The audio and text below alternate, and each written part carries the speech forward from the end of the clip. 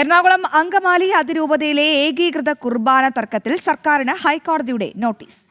Mar Joseph പാംപ്ലാനിയുടെ ഹർജിയിലാണ് സർക്കാരിന് notice അയച്ചത്. ഒരാഴ്ചയ്ക്കകം മറുപടി നൽകണമെന്ന് ഹൈക്കോടതി നിർദ്ദേശം. കുർബാനയ്ക്ക് സുരക്ഷയില്ല എന്ന് ചൂണ്ടിക്കാട്ടി പാംപ്ലാനി നൽകിയ ഹർജിയിലാണ് ഇടപെടൽ. വിവരങ്ങളുമായി രേഷ്മ ബാബു ചേരുന്നുണ്ട്. രേഷ്മ, ഈ അതിരൂപതയിലെ ഏകീകൃത കുർബാന തർക്കത്തിൽ സർക്കാരിന് ഹൈക്കോടതി നോട്ടീസ് അയച്ചിരിക്കുകയാണ്. ഈ നോട്ടീസിൽ പറയുന്ന പ്രധാനപ്പെട്ട കാര്യങ്ങൾ എന്തൊക്കെയാണ്?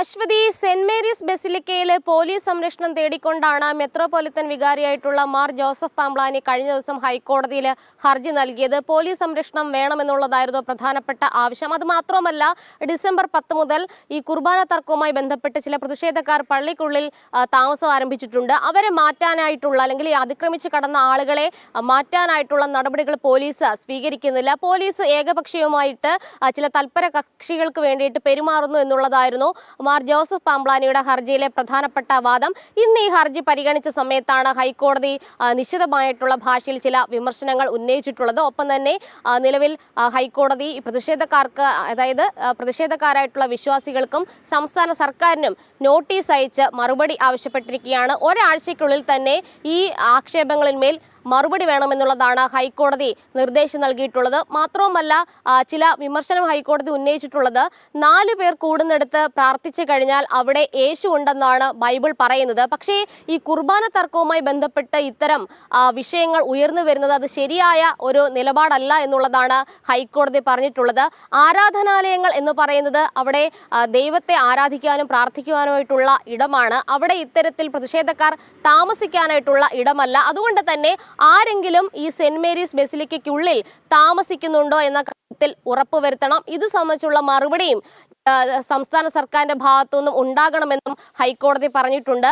എന്തായാലും ഹൈക്കോടതി ഈ ഒരു പ്രതിഷേധക്കാർക്കെതിരെ കൃത്യമായിട്ടുള്ള നിലപാട് സ്വീകരിച്ചിരിക്കുകയാണ്. വിമർശന രൂപേണയാണ് ഈ 4 പേർ കൂടുന്നിടത്ത് ഇത്തരത്തിൽ ബൈബിളിൽ പറയുന്ന 4 പേർ കൂടുന്നിടത്ത് പ്രാർത്ഥിച്ചു കഴിഞ്ഞാൽ യേശു ഉണ്ടെന്നാണ്. പക്ഷേ ആ ബൈബിൾ വചനത്തെ നിരാകരിക്കുന്ന രീതിയിലുള്ള പ്രവർത്തനങ്ങളും നടപടികളുമാണ് ചിലരുടെ ഭാഗത്തു നിന്ന് ഉണ്ടാകുന്നതെന്നും ഹൈക്കോടതി അഭിപ്രായപ്പെട്ടിട്ടുണ്ട്. എന്തായാലും ഈ സെന്റ് മേരീസ് ബസിലിക്കയ്ക്കുള്ളിൽ മറ്റ് പ്രശ്നങ്ങളുണ്ടോ, താമസക്കാരുണ്ടോ, അതായത് പ്രതിഷേധക്കാരായിട്ടുള്ള വിശ്വാസികൾ താമസിക്കുന്നുണ്ടോ, ഇതുൾപ്പെടെയുള്ള കാര്യങ്ങൾ വിലയിരുത്തി റിപ്പോർട്ടായിട്ട് നൽകാനായിട്ടാണ് സംസ്ഥാന സർക്കാരിന് ഹൈക്കോടതി നിർദ്ദേശം നൽകിയിട്ടുള്ളത്.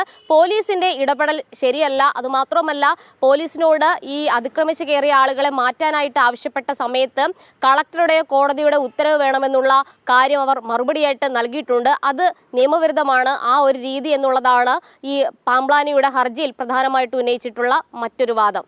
അശ്വതി, വിവരങ്ങൾ വ്യക്തമാണ് രേഷ്മ.